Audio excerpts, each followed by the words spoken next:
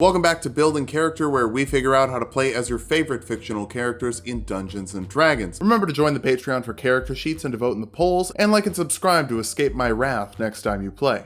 Maybe. Today we're building King Bradley, also known as Wrath from Fullmetal Alchemist, the Donkey Kong of the homunculus in that he's the leader of the bunch and you know him well. At least, you thought you did.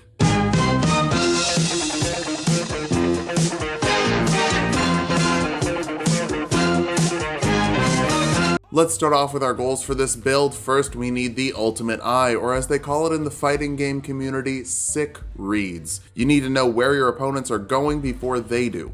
Next, we'll get some swords, plural amounts of swords for plural amounts of stabs. Finally, since you're mostly homunculus, we'll make sure that you're just better than the regular humans. For stats, we'll be using the standard point array from the player's handbook. Roll for stats if you want, just make sure your dexterity and intelligence are good enough for multi-classing. Dexterity will be number 1. You are the fastest homunculi, and there is some serious competition there. Constitution next. Homunculi don't homuncu die, so homuncu try to get this as homuncu high as possible. Intelligence after that. Bradley runs the government, and even though he's super evil, he's pretty good at it. I don't know if that's worse than evil and incompetent. It probably is. I don't know why that's on my mind. Follow that up with strength. I wish it could be higher, but a +1 modifier isn't bad, and we'll get something to bump it up to more superhuman levels in a second. Speaking of stats I'd like to be higher, all of these moving forward, but especially charisma. You put the lie in homunculi, and it's illegal to build a character with an eye patch and not give them intimidation. Speaking of, we'll dump wisdom, not because your eye is actually broken, but because the thing that makes your eye broken later in the build won't be tied to wisdom, and we don't really need anything from it.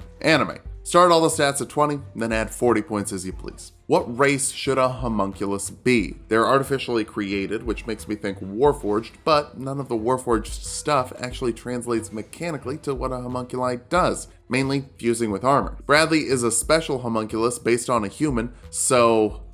boy, some of you aren't going to like this. Variant human. Honestly, even I don't really like it. The variant invariant human isn't meant to imply the human has been augmented in some way. It's literally just supposed to be a different option. But today we're going to pretend it means augmented with some funky stuff. The lucky feat gives you 3 luck die, which you can use to reroll an attack roll, ability check, or saving throw, or impose disadvantage on someone attacking you. Is it the ultimate eye? Not yet, but we'll get it there. Bump your dexterity and intelligence with your 2 free points. Take deception for your skill of choice and the soldier background for athletics and intimidation. You're a military king. That's bad, but you're the bad guy, so that checks out. We'll kick things off as a fighter. I'm guessing you clicked the video because you like stabbing, or because you like me.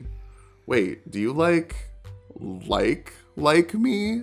Never mind. Grab acrobatics and history skills from the fighter list. Take 2 weapon fighting to add your ability modifier to the damage rolls of your offhand weapon attack. We talked about this in the Zuko video, but quick refresher, attacking with the offhand weapon uses your bonus action and typically doesn't add your modifier to the damage. You'll also get second wind, letting you recover 1d10 plus your fighter level as a bonus action once per short rest. Bradley is the only one of the homunculi that doesn't regenerate, but hit points aren't meat points. This could just be taking a quick breath and getting ready to dive back in. Second level fighters get Action Surge, letting you make 2 actions in 1 turn once per short rest, which doesn't give you another bonus action, so no extra offhand attack. Still, that will help you fight everyone all the time at the same time. Third level fighters get to choose a martial archetype. Champions are great for fighters with incredibly inhuman precision thanks to improved critical, letting you critically hit on a 19 or a 20. Pair this with your luck die and crits will be coming left and right, like from your left hand and your right hand, because there are swords in both of them. Fourth level fighters can grab a feat. The dual wielder feat takes 2 weapon fighting to the next level, letting you dual wield any weapons without the 2-handed or heavy property, so rapiers become an option for double D8 thrusting action. You can also add 1 to your AC while you have a weapon in each hand, and you can draw or stow 2 weapons at the same time. Fifth level fighters get an extra attack, letting you make 2 attacks instead of 1 with your action, not counting your bonus action attack, but also not doubling it.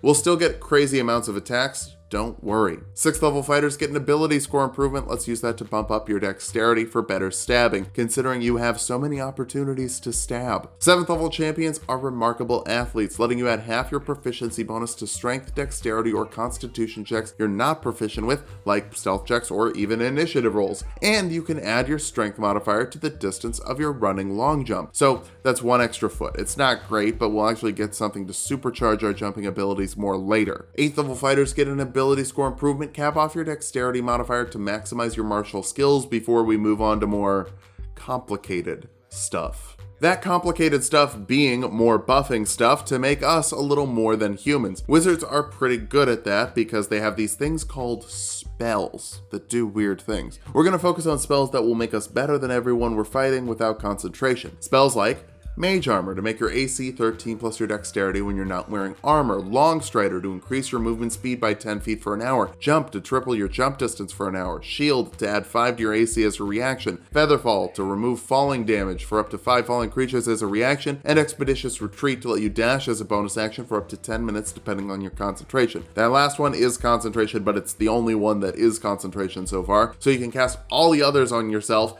and keep going. Well, I guess you can only cast 2 of them because that's the amount of spell slots you have at this level. You can use Arcane Recovery to recover spell slots equal to half your wizard level on a short rest, minimum of 1, so don't shy away from taking a breather every now and then. You can cast a couple of spells without slots called cantrips, like Light, which will help you see in the dark with your dumb human eyes. Message lets you communicate with a creature within 120 feet of you, and they can whisper back to you for a little walkie-talkie. And True Strike is useful to remind your audience that no piece of media exists in a vacuum. If anything seems apolitical, that in and of itself is a political choice. And if you think condemning xenophobia and systemic oppression is political, you're admitting that one side of the political spectrum is in favor of xenophobia and systemic oppression. It also gives you advantage on a weapon attack next turn, but that's not good, just attack twice. 2nd level wizards can choose a school, and divination will take your pretty good eye to the level of ultimate eye with portents, which let you roll 2 d20s at the start of a long rest. Save them, then apply them to an ability check, saving throw, or attack roll of a creature you can see. If you roll low, give it to greed. If you roll high, give it to yourself. If you roll really high, guarantee a critical hit. For this level spell, False Life lets you give yourself 1d4 plus 4 temporary HP for an hour, basically just 1 extra hit. You're a pretty tough guy. 3rd level wizards can learn 2nd level spells. Magic Weapon adds 1 to the attack and damage rolls of a weapon and makes it magical in terms of overcoming resistances for an hour depending on your concentration. Your swords literally cut through tanks, and that extra damage will add up with your flurry of attacks. 4th level wizards get another ability score improvement or a feat. Let's get the Piercer feat from the new Feats 2020 Unearthed Arcana, letting you add extra damage die when you critically hit with a piercing weapon, reroll 1 damage die per round with a piercing weapon, and get +1 strength or dexterity. Your dexterity is capped, so strength it is. We're focusing on getting critical hits, so hopefully we get more opportunities to use them. I mean, statistically you should get twice as many opportunities. For this level spell, Dark Vision gives you 8 hours of dark vision, so you don't even have to cast light, which is nice. It's not really helpful for stealthing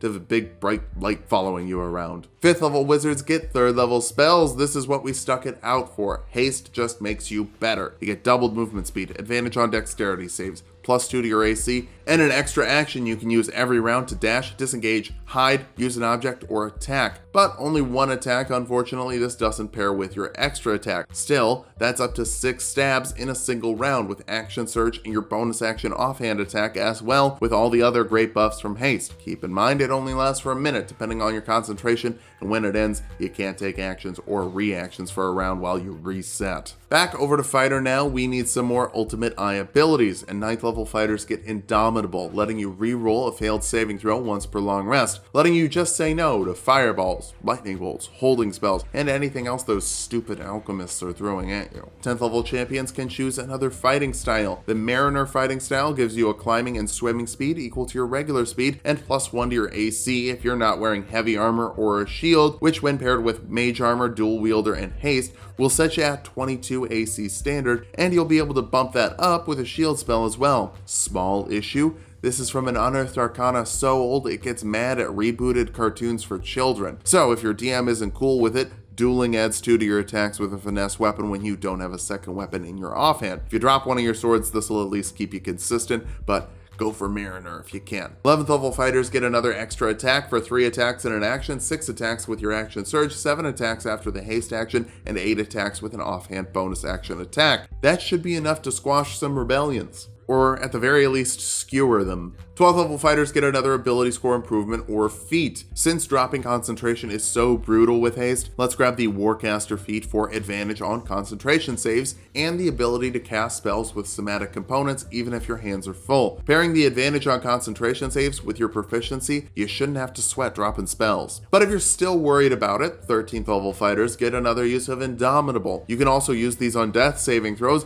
but it's probably best to just not die in the first place, and keeping haste up will keep that up. 14th level fighters get our last ability score improvement. Bumping your constitution would not only add to your concentration checks, it'll also give you 19 extra HP, because bumping your constitution modifier buffs your HP retroactively as well. Our capstone is the 15th level of champion for superior critical, letting you critically hit on an 18, 19, or 20. With your fantastic speed and bonuses to criticals from Piercer, that's gonna be pretty great. We can talk about it in the pros section. Now that we've hit level 20, let's figure out how viable this build is. First, 8d8 plus 40 damage in a single round is pretty great. With extra d8s when you land a critical hit, with a tripled critical hit chance, you'll be pretty good at turning the good guys into Swiss cheese. You're also a pain to pin down. With 22 AC while you're hasted and Indomitable for saving throws, your enemies will be taking damage a lot faster than you will. Finally, you're just better than most humanoids thanks to your gishing dips with haste and long strider pairing to give you 80 movement speed, jump to clear 39 feet horizontally or 12 feet vertically, no falling damage from featherfall,